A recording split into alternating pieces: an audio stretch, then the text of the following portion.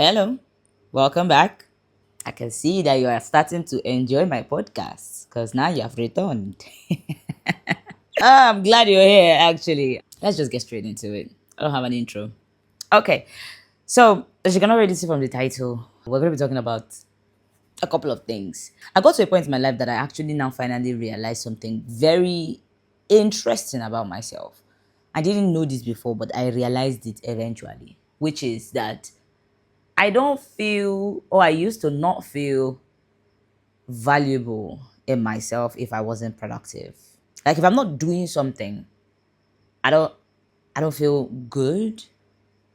Because growing up I feel like love was only not only but mostly dished out when you accomplish something. And aside from that, I feel joy in accomplishment. I felt joy in my own accomplishment that it just became my my norm. And I didn't know it was unhealthy. I don't know when it became unhealthy. I didn't even know when it started becoming unhealthy, but it became unhealthy eventually, And I didn't realize how that it had become unhealthy until I was really, really burnt out. Like I was really, really down bad. And then I realized that, oof, I'm doing something wrong here. This isn't normal. This isn't normal. And then what is normal actually? What is supposed to be normal? And how do I get there? Because that's the next big question, isn't it? Oh boy, such an interesting journey to go on. Such an interesting journey to go on. Because I I'm the type of person that will feel even to rest. I feel guilty. Like I'm not supposed to be resting. Like there's something I'm supposed to be doing. I'm supposed to be doing something right now. I'm not doing the thing I'm supposed to be doing. And my brain is constantly, like I said in the previous episode, my brain is constantly hyper thinking about what to do next, thinking about where to go. Like even if there's nothing to do, I will come up with something. I will create a task and do it. And navigating all of that, like for me, it felt normal, at the time. It didn't feel like there was anything wrong with that. Because people love, like, oh, you're doing so well. How are you doing all these things? How you gonna I'm feeling good about myself, like, yeah, I'm achieving. I'm getting the reward for my efforts. But is that really supposed to be so? Is that is that what life is really about? Is that what all I am? What I'm able to achieve? And it made me really depressed when I wasn't able to achieve anything, and it wasn't anybody telling me that I wasn't doing well in my life. I guess I was the one telling myself that. And I was the one beating myself down. And my friends always tell me, oh, I'm so hard on myself. I mean, I wasn't doing anything. Like, I wasn't. And it felt so strange to come to that realization when you just see that there's something wrong with it where I think. And it took a while to get there. It's not something that just happens overnight. You don't just wake up and realize that you're doing something wrong in your life. No. It takes a while to get there. It takes a moment.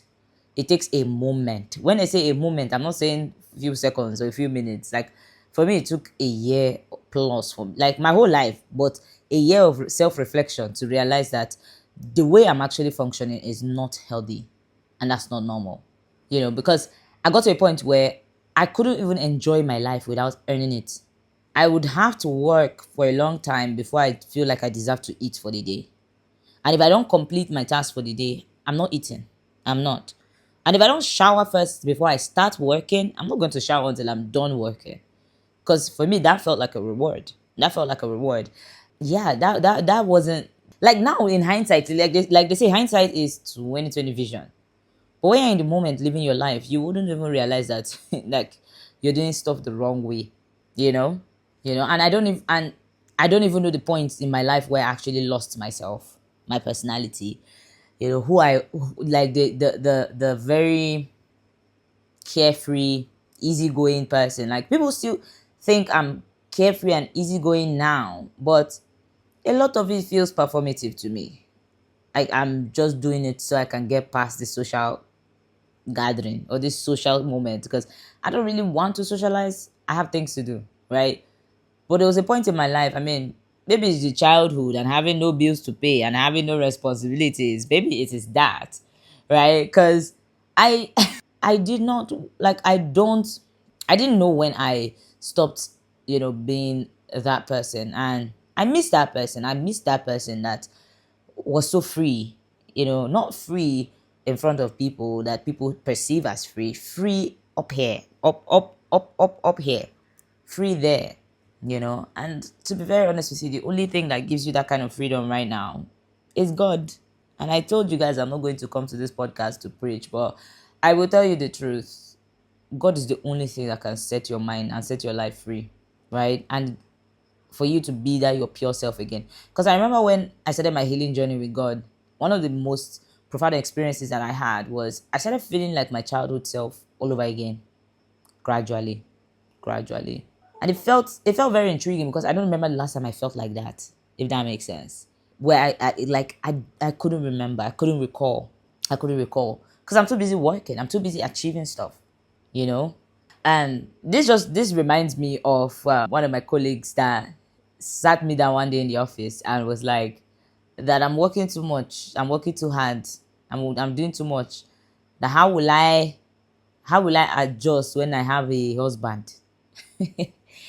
I mean, coming from someone from his generation, you would think this is the old way of thinking. But after spending time to really reflect on what I was dealing with in my life, I actually realized that work became my emotional distraction. Like, I don't need a relationship because I have work. Who needs a relationship? What the satisfaction a relationship gives me, the satisfaction work gives me is way better than any relationship that I can ever have. Because I mean, it's been a long time since I had love, falling in love, and having all of those lovey-dovey feelings, right? So there's nothing really to write home about, nothing to compare with, right? But work is the only thing that gave me that excitement, that joy, because when I put my hand into something and I see the results, it came out great and I'm happy. But then it crossed its boundaries. And that's what I'm trying to tell you. Like, it's not like productivity is wrong. Being productive is not a problem, but it's when it's starting to cross its own boundaries that it becomes a problem. Because now it's no longer I'm being productive for the sake of productivity. Like, I have a task to do, I finish the task, I move on with my life. But when there's no life to move on to, that's when there's a problem, because some people work to live, some people live to work. I was living to work. Work was my entire life. I breathe in work, I breathe out work. I just work, work, work, work, work. Even when it came to ministry too became another work, another layer of work that I was just excited to do. And I was tired of doing a lot of these things. I just felt like I had to do it. I just have to do it. And where does that mindset come from, where you just have to do stuff, where you can't actually just say no and stop taking up more projects and more tasks and actually protect yourself and spend time for yourself, spend time for your mental health? When do you actually, give yourself that grace to say no? Because for me, when self-worth now becomes your output, when your output becomes your self-worth, when your output becomes your self-worth, that's when you know that you're in real trouble. And I didn't know I was in real trouble until I was down bad and I wasn't able to do anything. And then I even became more sad because I'm not able to do anything. Like, what am I? Like, who am I? I'm not even anything. I'm there. I felt like I'm there. I'm black. You have to be really careful with that. You have to be really self-aware to avoid yourself crossing into that place. I'm not sitting here to advise you. Who am I to advise you? I'm just gisting you. But like, if you know what's good for you, don't go and make the same mistakes that I've made. Oh, don't go and do what I did. Make sure your own, as you have heard this podcast today, you make a better decision in your life. Because what's the point of me going through stuff and gisting you and you just continue the way you're continuing? I mean, it might take some time, right, to adjust and acclimate. But remember, the Lord is watching you. Oh my God. One more thing you need to be careful about, and I think even myself, I work on social media. Social media is my entire life. I work on social media, not like my personal brand, but I work for clients, right? And I do their social media and I keep them online, and I'm constantly watching content, looking for new ideas. You wouldn't even notice when, especially for someone like me, you will not realize the moment when there's a switch in your mind when things now start to become social media starts to become a poison, where it starts to poison your perspective, because now you're seeing what other people are doing and it's infects the way you perceive your own life. Because that's exactly what kept happening to me. I kept seeing people succeeding. And while all these people are succeeding, I'm being kicked while I'm down. Like back to back problems. Another one, and another one, and another one, and another. Like I had no idea what to do. Like I swear, like I thought, no idea. And see, for me, see, social media detox. When everybody says they want to do social media detox, I envy them more. If I do social media detox, I'll be broke. Because that's where I get my money. So it takes a lot of intentionality. I had to filter content, like keywords. For a while, it was relationship content that they wanted to use to kill me on social media. So I had to block any word that has to do with relationship or boyfriend or love because you can't help but compare. Like I love to see people in love, but it crosses a point in your mind when you're like, okay, when would this happen to me? Oh me. I had to take those bold, crazy steps.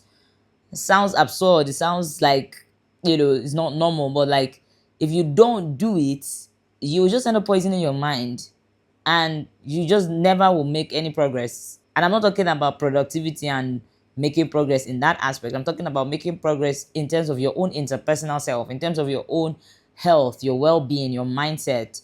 You will not actually make any progress because you're too busy comparing yourself with it. Will cripple you. It will cripple you. That's just the truth. You know, I didn't. I got to a point where I didn't even know how to relax anymore. Even till now, I'm trying to rebuild my life. I'm currently trying to go back to a place that feels normal. I don't even know what normal is.